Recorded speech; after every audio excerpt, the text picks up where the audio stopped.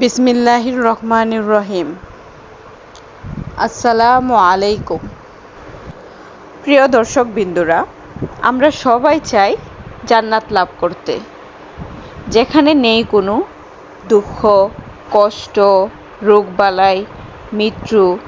সেখানে রয়েছে শুধু অফুরন্ত সুখ, শান্তি, আরাম আয়েশ ও আল্লাহ তাআলার সন্তুষ্টি। এখন প্রশ্ন হলো, জান্নাত লাভ করতে কি করা প্রয়োজন, কি করা উচিত? আজকের ভিডিওতে আমি জান্নাত লাভের কয়েকটি সহজ সুন্দর আমল ও গুরুত্বপূর্ণ আমল নিয়ে আপনাদের সাথে হাজির হয়েছি। আপনারা সবাই এই ভিডিওটি স্কিপ না করে না টেনে পুরো ভিডিওটি দেখেন প্রথম থেকে শেষ পর্যন্ত। চলেন এবার শুরু করি। প্রথমত, তাওহীদের উপর অটল থাকা। আল্লাহ তাআলা বলেছেন, যারা ঈমান এনেছে এবং আল্লাহ তাআলার সঙ্গে কাউকে শরীক করেনি, তাদের জন্য রয়েছে জান্নাতের সুসংবাদ। তাই সর্বপ্রথম আমাদের শিরক থেকে বেঁচে থাকতে হবে এবং একমাত্র আল্লাহ তাআলার উপর ইবাদত করতে হবে এবং বিশ্বাস করতে হবে আল্লাহ এক ও অদ্বিতীয়, তার কোনো শরীক নেই। তিনি আমাদের রব, তিনি আমাদের সৃষ্টিকর্তা। দ্বিতীয়ত, 5 ওয়াক্ত নামাজ নিয়মিত ও সুন্দরভাবে আদায় করা।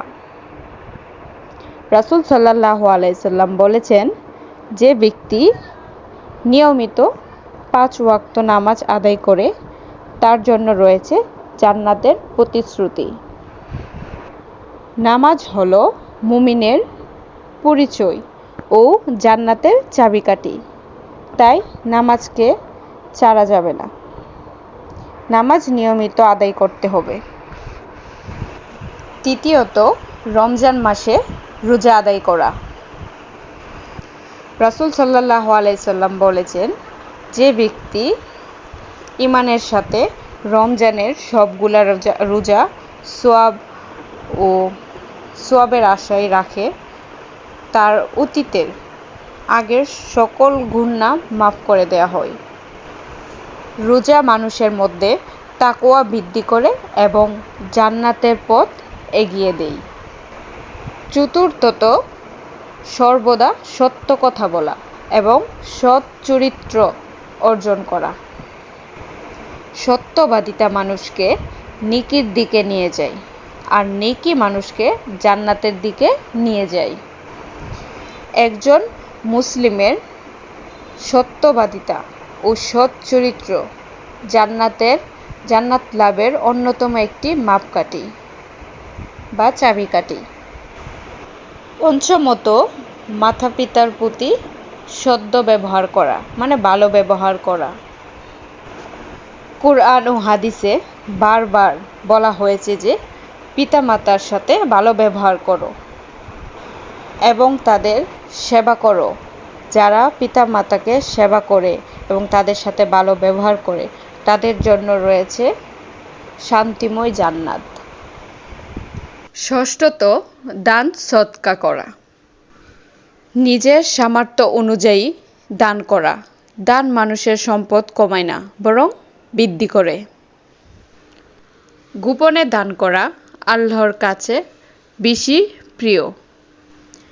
অসহায় ও দরিদ্র মানুষের পাশে দাঁড়ানো জান্নাত লাভের অন্যতম একটি মাধ্যম। অষ্টমত, বেশি বেশি আল্লাহর জিকির করা। সুবহানাল্লাহ, আলহামদুলিল্লাহ, আল্লাহু আকবার, লা ইলাহা ইল্লাল্লাহ।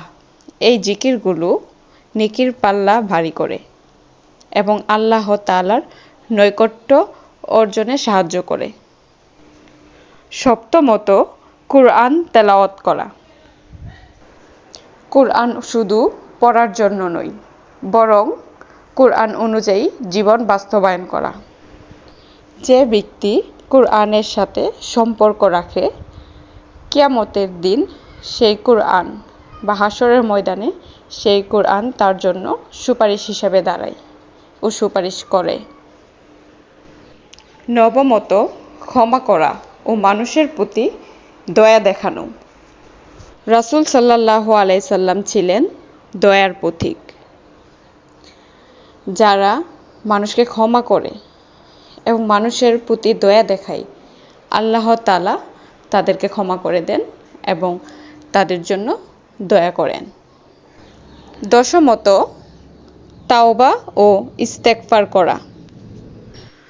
মানুষ ভুল করবে, এটাই স্বাভাবিক।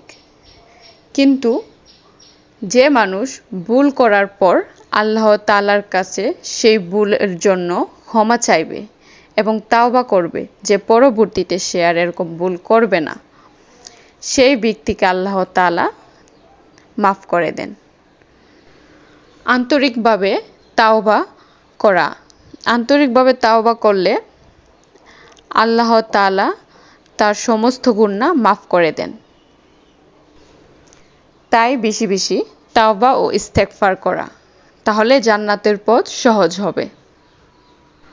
প্রিয় দর্শক, জান্নাত লাভ কোনো অসম্ভব বিষয় নয়। আমাদের প্রতিদিনের ছোট ছোট আমলই জান্নাত লাভ করতে আমাদের সাহায্য করবে। তাই আমাদের উচিত উপরোক্ত আলোচনার বিষয়গুলো মেনে জীবন যাপন পরিচালনা করা। আসুন আজ থেকেই আমরা জান্নাতে যাওয়ার প্রস্তুতি নেই। আল্লাহ তাআলা আমাদের সবাইকে উপরের আলোচনা অনুযায়ী জীবন পরিচালনা করার তৌফিক দান করুন। আমিন। ভিডিওটি ভালো লাগলে লাইক, কমেন্ট ও শেয়ার করতে ভুলবেন না।